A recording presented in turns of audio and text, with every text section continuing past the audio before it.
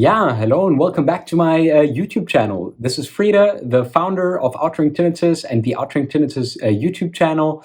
And today in this video, I'm going to give you 3 things you should avoid when you do have tinnitus, or also tips and tricks that you can give to people who do not have tinnitus. My name is Frida. I am 32 years old. I'm from Berlin in Germany, and I'm a professional tinnitus coach. I was born deaf on one ear, and I've been wearing a hearing aid and been suffering from a high-pitched tinnitus for over 10 years now. In the last 3 years, I built myself an online tinnitus coaching business, helping hundreds of people with methodologies such as cognitive behavior therapy and acceptance and commitment therapy, which is also used for spider phobia. In coaching people all over the world to live their best life despite tinnitus. If you want to find out more about what I do, there's a link in the description below where you can get my free guide to tinnitus. You can read it for absolutely free. It's www.tinnitus-guide.com. But let's get into the video of 3 things that you should avoid when you do have tinnitus.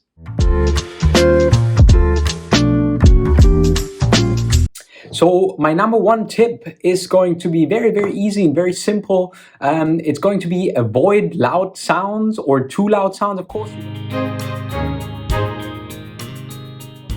you don't want to create an obsession, and not everything is too loud that seems loud at first, right? So trust your ears, but avoid loud environments, because most of the time tinnitus is due to hearing loss, right? And you do experience tinnitus because of hearing loss. So the best way to prevent your tinnitus from either starting when you don't have tinnitus yet or from getting worse is to prevent your hearing loss from getting worse, right? So what you really can do is carry a pair of earplugs with you, or really go to your audiologist, get a pair of custom molded earplugs. So if you do like to go out to bars or clubs, then you do have a set of earplugs that can really help you protect your hearing, right? Because you only have one set of ears, and when they're damaged and when tinnitus is already starting, just like for myself, then you might want to be protecting those ears as much as you can already, right? So this is my tip number 1, protect your hearing, avoid loud sounds, not at all costs, because you don't want to develop a hyperacusis, but within reason, and when something seems to be too loud, it probably is. Step number 2 is avoid searching for tinnitus on the internet.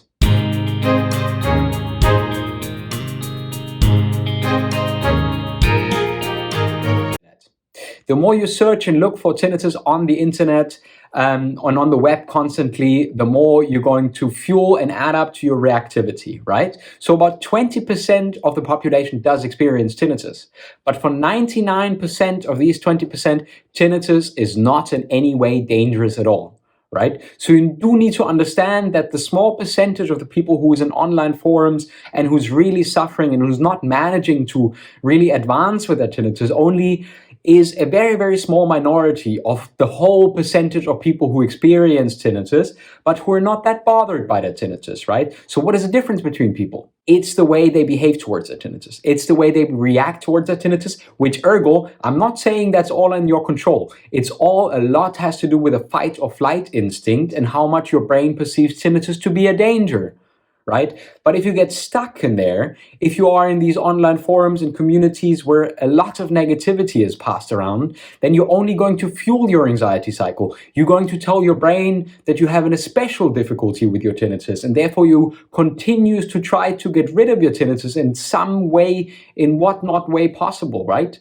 So my second tip is to stop Googling tinnitus constantly. Of course, you want to go to the ENT or the audiologist to make sure that you have no underlying severe hearing damage or any other underlying problem with your that might be causing your tinnitus. But in the end, if you continue to stick to these forums where a lot of negativity is unloaded, then you might be worse off, because that is actually fueling your anxiety cycle. So it only drives your brain's obsession. So tip number 2 is to stop Googling tinnitus constantly and hanging out in all these forums constantly, and to really focus on other things in life as well. My tip number 3, and this is going to be my last tip for today, is you should stop falling for weird and obscure cures to tinnitus.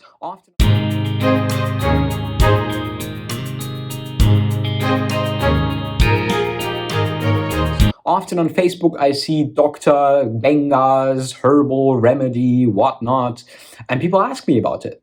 And then do I say to them, well, you think if it wasn't evaluated, for example, in a medicinal journal, or then why would you try it? And there is no scientific reason behind you wanting to try this thing.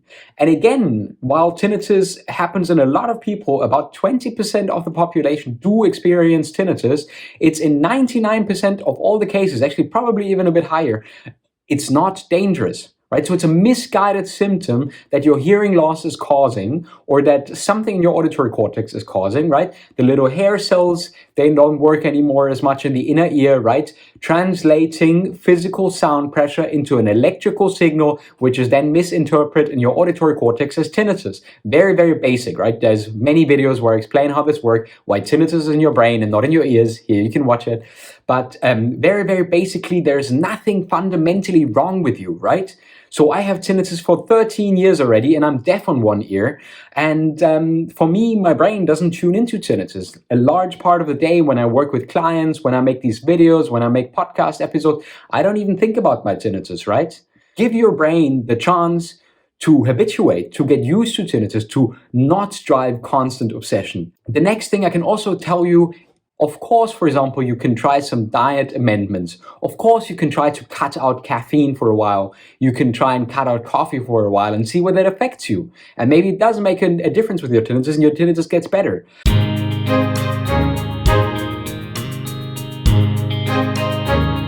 But after trying that for a while, if you restrict your life only because of tinnitus, for so many different reasons you can restrict your life, but if you restrict your life only because of tinnitus and you say, oh, I'm not having coffee anymore because of my tinnitus, I'm not having a beer with my mates anymore because of tinnitus, you're doing all these things for your tinnitus, you're driving the burden up, right? How big does the burden become to get rid of your tinnitus if you rid yourself of all the pleasurable experience that you have in your life, right? So while I absolutely agree with the fact that you should try and cut some things out, especially at the start when you experience tinnitus, later on you might want to reintroduce them, because the more you restrict yourself, the more the burden comes, I really need to get rid of this, right? And the more your obsession and the less possibility for your brain to simply get used to it. I'm sure you know these moments of when tinnitus goes into the background and it feels like you don't even realize tinnitus was there anymore, right?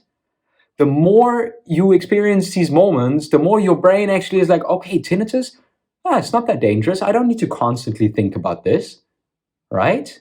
So the very, very important for you, the very, very important part for you is here to try and break the negative association with tinnitus, right?